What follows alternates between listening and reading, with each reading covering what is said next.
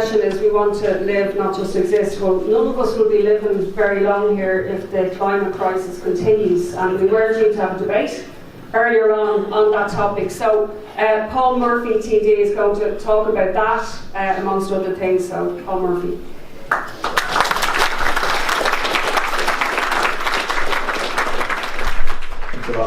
That's how I was going to link them as well, live not existing. The precondition for living is existing and future generations being able to exist.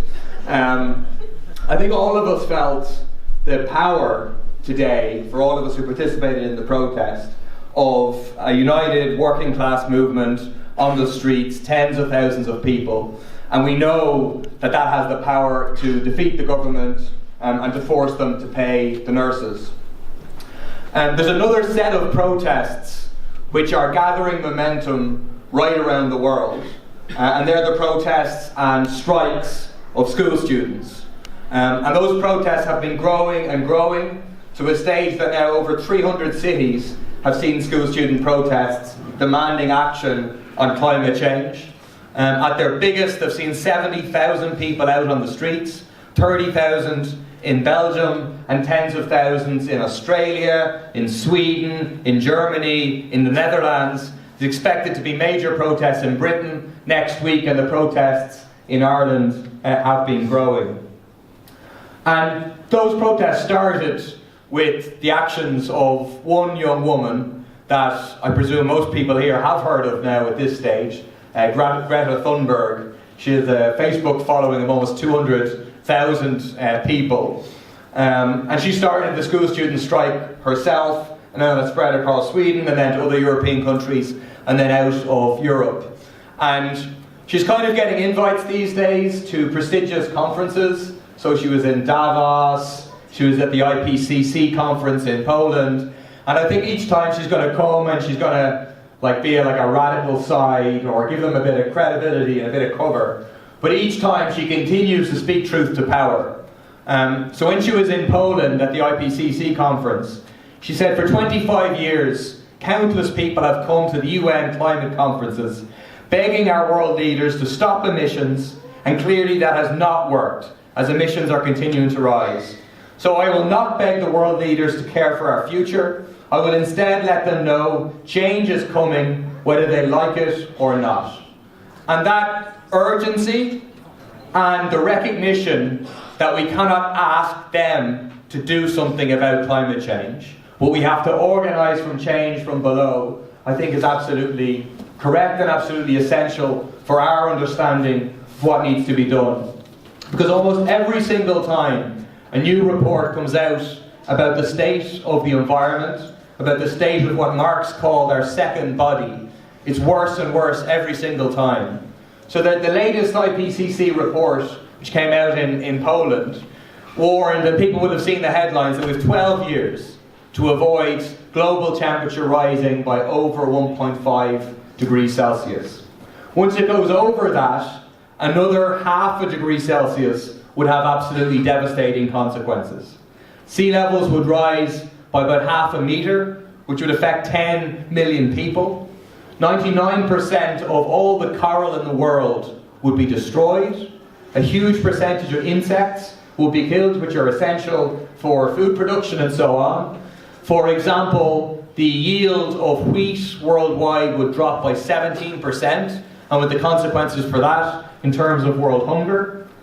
Crop yields in general would fall by 16%.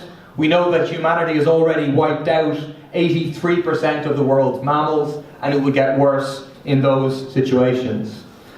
And that's at 2 degrees, which is kind of what the target has been up until now. And then in Poland they said, well, 2 degrees actually, it's no good. You have to try and stop it at 1.5 degrees.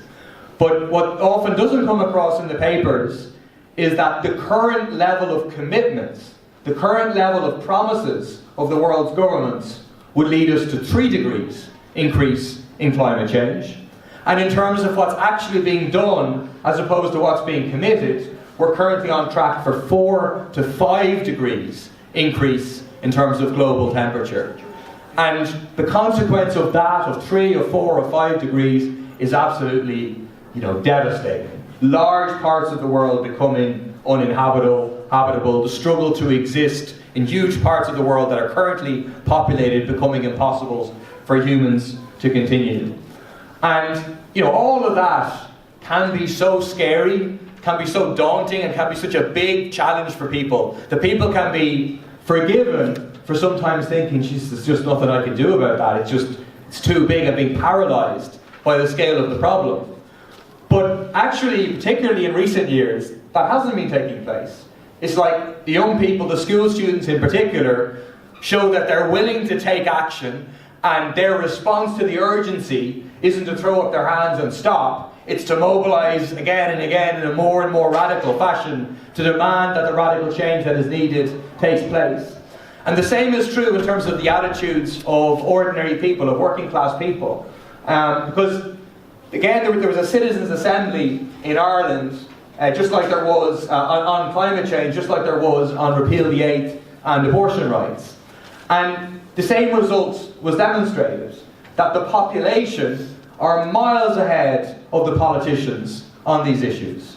And so 100% of those who are part of the Citizens' Assembly voted in favour of the state taking a leadership role in tackling climate change.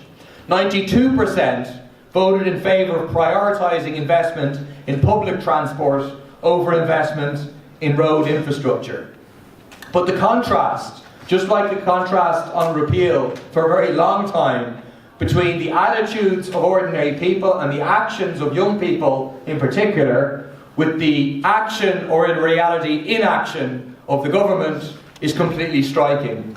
I mean, Ireland is the second worst in the entire of the EU in terms of meeting targets for climate change, and at one stage, while at the Paris talks, Enda Kenny said openly, yeah, it's not a priority for us. But it isn't just the Irish government, it's governments all around the world. All of them are fiddling while the world burns. Most encapsulated in much an extreme way by Donald Trump, who is, laughing while fiddling while the world burns and denying that it's burning.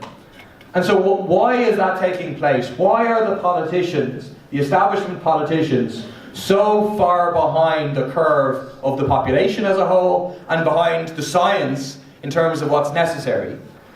Because, in my opinion, human society is destroying the environment. But it isn't human society in the abstract. It's human society organised in a certain way. It's human society organised on the basis of the private ownership of the vast majority of the economy, and the consequence of that being the dominant driving force for what happens in our world is profit. That's what they care about. It's human society organised in the form of capitalism that is responsible for the climate crisis. And those big businesses, which are responsible, for example, the top 90 corporations producing 63% of cumulative global emissions, the oil companies, the gas companies, the coal companies, the car companies, pursuing the maximisation of profit, they're the ones who are represented by capitalist governments worldwide. And it's built into the capitalist system to see the environment as what's called an externality. It's not a cost that they have to take into account. They can do whatever they want to the environment and they don't pay any extra when they look at their balance sheet at the end of the day. And it's something that Marx and Engels pointed out a couple of hundred years ago, when Marx spoke about capitalist agriculture being an art not only of robbing the labourer, but of robbing the soil, of taking all the nutrients out of the soil and not putting them back in it, because they're simply concerned about short-term profit. And that's why what Greta Thunberg has argued for and has started is absolutely essential. Because climate disaster is inherently built into the capitalist system and the drive for profit and the externalization of the nature. What Marx talked about, the metabolic rift opening up between human society and nature, our second body. And a mass movement on climate change is needed to demand action.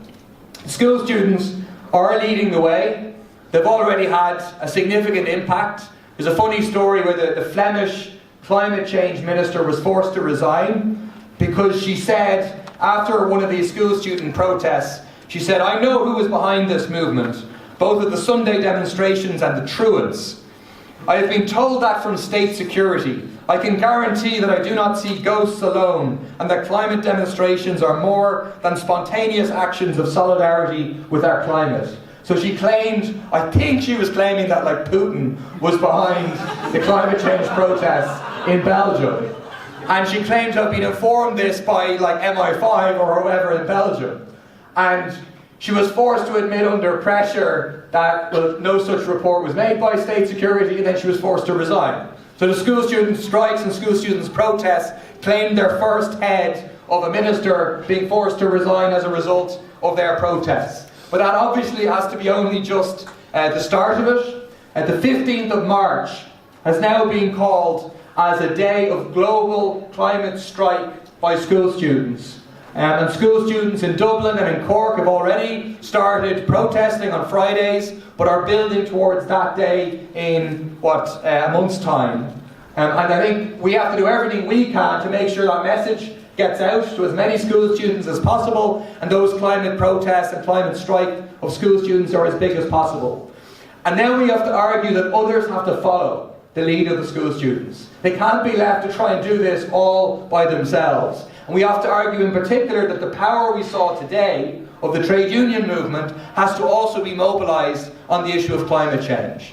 That, the demand for a socialist Green New Deal should come from the trade union movement. That workers have a vital interest in a rapid and just transition to a zero carbon economy, where workers who are currently in unsustainable industries like cars, like oil and gas, like plastics, will be transferred and have guaranteed quality jobs in sustainable areas of the economy and are put into socially useful production.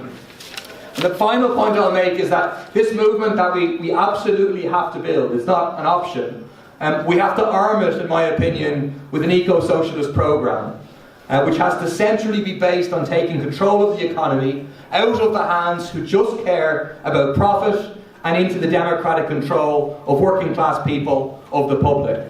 In an Irish context, some aspects of what that means in terms of the biggest emitting sectors of the economy are really clear. In agriculture, it means a rapid transition away from the completely unsustainable model of agriculture that we currently have. It means nationalisation of the major agribusiness like Kerry Group and Greencore, and driving a shift away from beef and dairy without small farmers losing any income. In transport, it means implementing free and properly resourced public transport with decent wages and conditions for workers to get people out of their cars. In energy, it means renationalisation of the oil and gas in order to keep it all in the ground. No more extraction of fossil fuels, together with massive public investment in renewables to transition to a zero carbon economy. Final point is just globally. The UN General Secretary said, do what the science demands before it's too late. The capitalist system will not do what is demanded before it's too late. It's not possible for an economy based on the private ownership of the means of production to undergo the kind of rapid turnaround in the economy that needs to take place. The only way that can happen is with a democratically planned economy to suppress fossil fuel extraction, to suppress fossil fuel usage, and to transition to a renewable-based economy. In order to preserve a habitable world, we need to take all those sections of the economy responsible for pollution into public ownership so we can rationalise them, reprioritise and restructure production to create a sustainable and decent economy fit for people to live in now and into the future. Thanks very much.